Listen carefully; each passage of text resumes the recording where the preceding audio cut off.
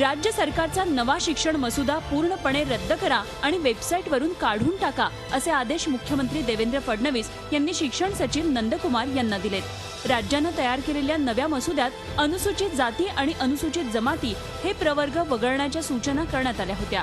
त्याऐवजी केवळ आर्थिक आणि शैक्षणिकदृष्ट्या मागास असे 2च वर्ग ठेवण्यात आले होते। सरकारच्या या मसुद्याला शिक्षण क्षेत्रातील अनेकांनी विरोध दर्शवला होता। याबाबत झी मीडियानं आवाज उठवल्यानंतर हा मसुदा रद्द करून तो वेबसाईटवरून काढून टाकण्याचे आदेश देण्यात आले।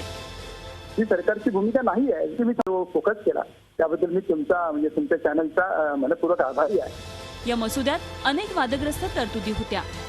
अनुसूचित जाती जमातींसाठीचं शैक्षणिक आरक्षण रद्द करावं, केवळ आर्थिक निकषांवरच शैक्षणिक आरक्षण असावं, 6 ऐवजी 8 तास शाळा असावी, 5वी पर्यंत मातृभाषेतून शिक्षण द्यावं, देशभरातील सर्व शाळांमध्ये एकच अभ्यासक्रम असावा आणि शाळांमध्येच विद्यार्थ्यांची ॲप्टिट्यूड चाचणी घेण्यात यावी, अशा सूचना यामध्ये करण्यात आल्या होत्या। जनता त्याला स्टेट ओपिनियन म्हणून घेत आहे, तेव्हा हे तुम्ही विथड्रॉ करा, वेबसाईटमध्ये नका ठेवू आणि आपण वेगळ्याने जेव्हा चर्चा करणार आणि स्टेटचं ओपिनियन जेव्हा फ्रेम करू ते अपलोड करू आणि त्यावर लोकांनी ओपिनियन देऊ दे, तर ते विथड्रॉ केलेलं आहे, रद्द काहीच केलेलं नाही, आम्ही वेबसाईटमधून विथड्रॉ केलेला आहे। हा अहवाल तयार करण्यासाठी शिक्षण विभागानं 25,108 गावांमध्ये चर्चासत्र घेतल्याची माहिती अहवालात देण्यात आली होती। त्यासाठी सह्यांची मोहीम राबवल्याचंही शिक्षण विभागानं सांगितलं होतं। मात्र आता अख्खा मसुदा रद्द करण्याची नामुष्की सरकारवर ओढवली आहे। शिक्षण मंत्री विनोद तावडे यांच्या अनुपस्थितीतच मुख्यमंत्र्यांनी शिक्षणाचा हा मसुदा रद्द केल्याने राजकीय आणि शिक्षण क्षेत्रात एक नवीनच चर्चा सुरू झाली आहे। त्यामुळे मुख्यमंत्र्यांच्या आदेशानुसार शिक्षणाचा हा मसुदा शिक्षण मंत्री नव्याने तयार करणार की शिक्षणाचं हे नवं धोरण राजकारणातच अडकणार हे पाहणं महत्त्वाचं ठरेल।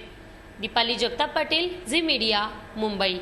याच संदर्भात आपण अधिक माहिती घेऊया आमच्या प्रतिनिधी दीपाली जगताप पाटील यांच्याकडून। दीपाली, पहिला मसुदा हा रद्द करावा लागलेला आहे, इतकंच नव्हे तर तो वेबसाईटवरूनही काढून टाकण्याची नामुष्की सरकारवर आलेली आहे। आता नवीन मसुदा तयार होईल, काय वाटतं, सरकारच्या या शिक्षण विभागात काही गोंधळ आहे?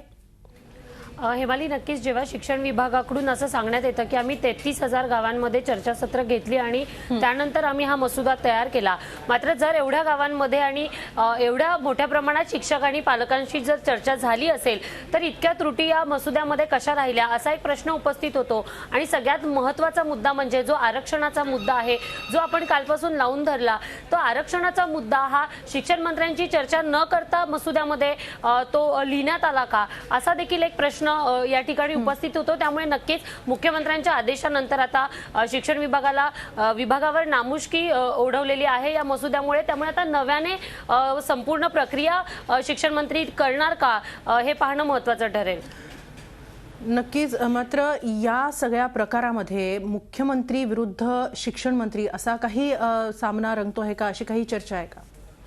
नक्कीच हेमाली, कारण शिक्षण मंत्री विनोद तावडे सध्या मुंबईमध्ये नाहीयेत आणि त्यांच्या अनुपस्थितीमध्ये मुख्यमंत्र्यांनी असे आदेश दिलेत। त्यामुळे कुठेतरी ही चर्चा सुरू झाली आहे की शिक्षण मंत्री नसताना मुख्यमंत्र्यांनी हस्तक्षेप केलाय किंवा त्यांनी दखल त्यांना घ्यावी लागली, कारण गेल्या काही दिवसांपासून या मसुद्याविरोधात मसुद्यामध्ये ज्या काही कॉन्ट्रोव्हर्शियल मुद्दे आहेत, ज्याप्रमाणे 6 तासापैकी 8 तासाची शाळा असायला हवी किंवा मातृभाषेतूनच 5वी पर्यंतचं शिक्षण द्यावं आणि आरक्षणाचा मुद्दा, या गेल्या अनेक दिवसांपासून बातम्या सुरू आहेत। त्यामुळे मुख्यमंत्र्यांना देखील शिक्षण तज्ज्ञांकडून, शिक्षक आमदारांकडून पत्र गेली होती की तुम्ही यामध्ये दखल घ्या आणि त्यामुळे मुख्यमंत्र्यांनी आज शिक्षण सचिव नंदकुमार यांना असे आदेश दिले। त्यामुळे कुठेतरी शिक्षण मंत्री नसताना मुख्यमंत्र्यांनी शिक्षण विभागामध्ये दखल घेतली किंवा हस्तक्षेप केला। त्यामुळे कुठेतरी अशी चर्चा आहे की शिक्षण मंत्री नसताना मुख्यमंत्र्यांनी यामध्ये हस्तक्षेप कसा काय केला। धन्यवाद दीपाली, आपण दिलेल्या या सविस्तर माहितीबद्दल। झी 24 तास रहा एक पाऊल पुढे।